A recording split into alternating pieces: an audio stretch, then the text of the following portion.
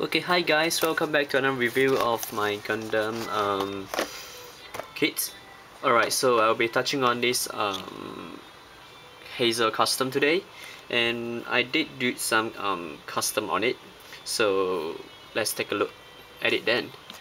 Okay, so right now, just let me take a few shots first. Alright, what I did was I actually tried to make a cycle frame around here, and I did shave off some of the how should I put it, the back of the leg, as if you were to actually compare to this part, it's actually very bulky, so I actually wanted a slimmer look, so I did this. And another thing that I did was I actually lengthened the leg. I'm not sure, are you able to see? Yeah, as you can see the lines over here, right? I actually use a power plate to actually increase the length by a 2 mm so that the thigh will look actually seems to be a little bit longer. And I do fill in some putty to fill up the gaps of the front skirt and the side skirt, or I should actually call this actually the magazines for the gun. And next I add on another piece of power plate to actually did another pattern on it. So I actually decided to have a cycle frame on it, so it looked pretty nice in the end. And as I compare to the normal head, you can see I did try to sharpen the within, thanks to a guy called Reef Tan. He actually taught me how to do so. And this is actually the final product. So now let's move on to the real thing instead. So this is the original copy, and this is my HAZEL. Alright, let's start with the head. I actually tried to do something like the RG, like with different tones. So I actually tried two kind of white. So let's assemble this kit right now. Okay, so there goes the head and the body. And for the leg wise, you could see the effort and detail I put on it. And like I mentioned, I did cut off the extra parts of plastic from it, and I use a gold and some kind of metallic green over there for the cycle frames, and that's what I'm mentioning about just now. So yeah, that's the part that I party. I'm not sure I'm able to see it. Okay, let's snap it in, followed by the other leg. Okay, yeah, and I did some minor detail on the thruster, because if you actually note my style, I like to have some kind of like a metallic color on every of my barricade. And yeah, this is pretty loose. I have to double side tape it. Okay, let's move to the torso. Okay, and another thing I wanted to mention was I actually did cut out the piece inside here. I could shoot it with this hand. So what I did was I actually cut out. Let me try to take it out. Okay, there's supposed to be I'm not sure if it's it, a pick inside to actually connect this piece with this pin. However, I actually wanted to pin this instead. So if I were to pin it and just get these two pieces together, I can't really cement it. So what I did was I cut it off, and then I somehow cut a few pieces there to make it easier for me to get it in. It's like so. Okay, let me try to get it in. Okay, and once it's in, I actually use the shoe holder to hold it together. Therefore, it won't loose. It's not very loose right now. And for this, I actually super glue it. That's why I didn't show it to you. Alright, okay, so pretty much that's what I want to show you on how do I do this part to fill in the cementing. And next, for the shoulder wise, pretty much you have to cement this two and this two. So how do I solve that?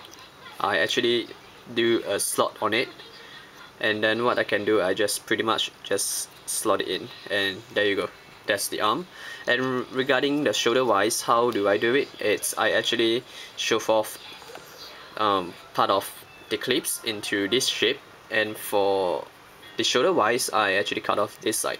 So what I have to do is just to get these two in line, and then I have to just slide it down and then bring it back. So you see the shoulder is there, pretty nice. Alright, so let's just carry on to fix the arm into it. Okay, come on, go in. Alright, okay, it's in, and similarly let's do it on the, sorry, let me adjust the camera,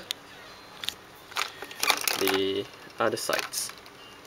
Okay, one thing to take note of was, if you were to use my method of joining it, it's pretty loose. As you can see, the other part did chop out. But if you're going to have a fixed pose, you can just always super glue it, or you can just use a blue tack or a sticky tack to actually get it into places. So yeah, pretty much this is my Hazel, and then that's the backpack. Okay, and what I did was I actually drew a hole so that I could actually get this secondary shoe onto here, because I find that it looked much better over here rather than at the back, as compared to what you see at the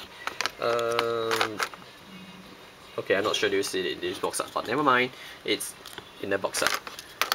Okay, so and then we have a beam rifle, or whichever you call it, and I add on this long rifle to fix it over here, so that it actually look much better, like so. Okay, yes, like this. Okay, let me get this box out of the way first, so we could have a better view of my Hazel. Okay, so there you go, and we have this very nice shoe. Too bad that it's not a water decal. I know it doesn't look nice with this, but this is just a kind of, how should I say, I try to keep it as original as possible.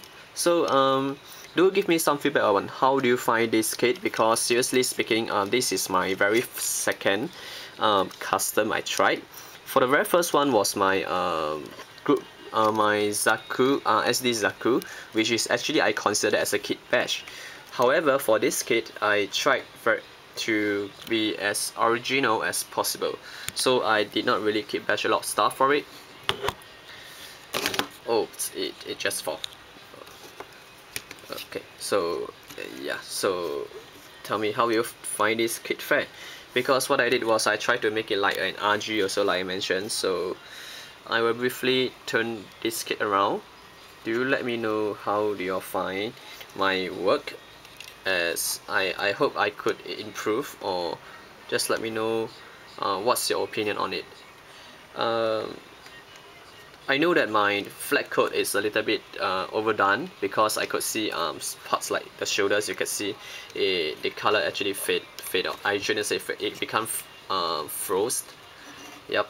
So hopefully to those can spray user out there, do beware that do not overdo the flat coat, as if not you might get result like so, rather than to get the actual color you wanted.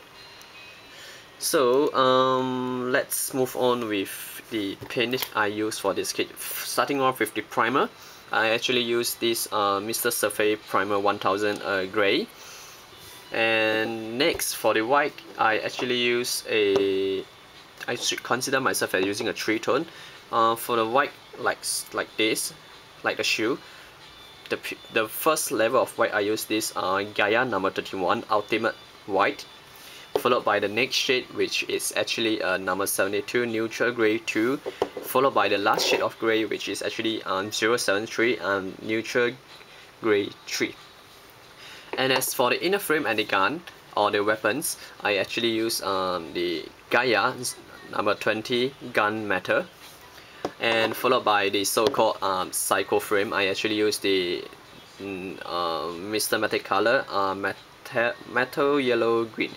Yeah, this is my all-time favorite. I use this almost on all kits. And followed by the 025 or Orange Yellow for the V-fin and the rest of the yellow.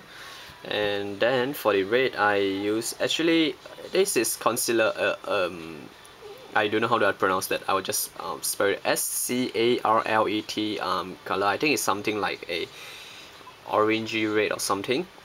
It's number 23. Do check it out and let me know how do you pronounce that. And for those minor detail, I use a hand painting with this German gray, like parts like here. And then for the weapon wise, do some touching up. I use the titanium silver X32. Bear in mind that this tool is actually a enamel base, therefore you could actually do an enamel wash on top of like a base painting. Okay, and then I actually use this spray can, copper gold.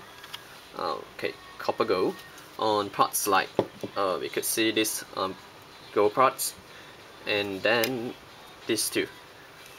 And then for these very chromy parts, I use the same brand from the copper gold, which is this.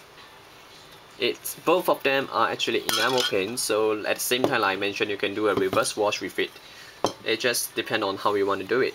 So hope you like my video. Do give me some feedback on how is my video doing, and of course with the modification I did to this HG Hazel.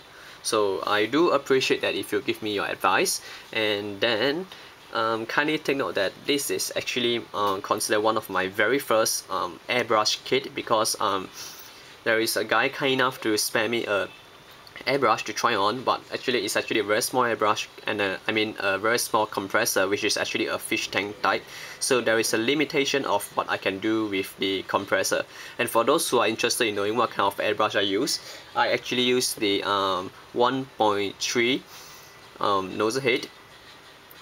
So thank you for watching. I will place some pictures of the detailed work I did on this Hazel, and for the very last, I will give you some overall look of the paint I use. I will just put them together so you could take a look at it.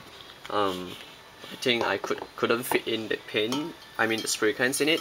So do share and like it if you find you like my work of this Hazel, and do check out my other video as well. So thanks for watching. See you next time. Bye.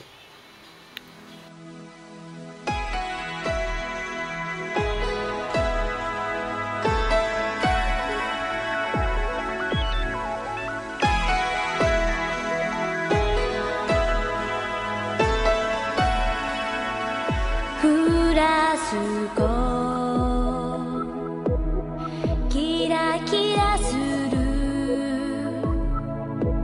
理科室で